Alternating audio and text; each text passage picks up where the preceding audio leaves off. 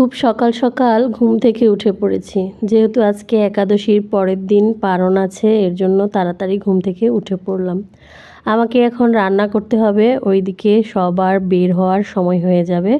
ছোটবাবু স্কুলে চলে যাবে, এর জন্য খুব তাড়াতাড়ি উঠে প্রথমে ঘর ঝাড়ু দিয়ে নিলাম। খাওয়া শেষ করে রান্না করতে এসেছি। রান্না করতে এসে আজকে আমার যত বিপত্তি। প্রথমে রাইস কুকারে ভাত বসালাম, একটু পরে কারেন্ট চলে গেল।